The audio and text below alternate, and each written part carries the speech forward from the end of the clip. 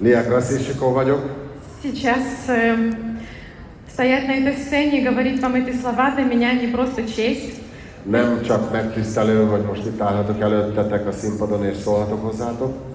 Это момент, когда я могу с вами поделиться тем, как однажды мое маленькое «я смогу» стало началом большого пути. Ez az a pillanat, amikor meg tudom osztani veletek azt a bizonyos pillanatot, amikor úgy gondoltam, hogy meg tudom csinálni, és ez a meg tudom csinálni egy nagy útnak az elejét vette. Когда я начала, я не была уверена в себе. Amikor elkezdtem építeni az üzletet, nem voltam biztos magamba. Не было системы, не было опыта, не было навыков. Nem volt tapasztalat, nem volt szisztéma, nem volt rendszeresség. Но был человек, который верил в меня даже тогда, когда я сама себе не верила. Это мой наставник, Алена Компанеевич. Olyan ember, aki még akkor is hitt bennem, amikor én hittem magamba. Ő a mentorom, a Компанеевич Alena. Благодарю тебя от всего сердца за веру, за поддержку, за терпение. Köszönöm szépen a hitedet, a bizalmadat, a belém vetett bizalmadat. За то, что ты всегда впереди светила, даже когда мне казалось темно. Azért, hogy mindig előttem világítottál, megvilágítottad az utat. И да, были моменты, когда не было поддержки даже в семье, когда казалось, ну, может быть, это не для меня. Voltak olyan pillanatok, amikor még a családban sem kaptam támogatást, és voltak olyan pillanatok, amikor gondoltam, hogy nem nekem van ez az üzlet kitalálva.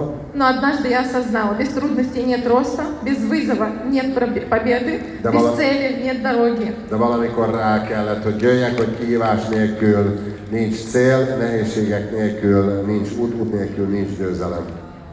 Сегодня я eagle-менеджер, но знаете, это не моя вершина, это только одна ступенька на пути к моей большой цели стать бриллиантовым менеджером и помочь другим взлететь. Eagle-menedzser vagyok ma, de nem ez a célom a gyémánt, és az, hogy nagyon-nagyon sok embernek segíthessek szállni, repülni ebbe az üzletbe.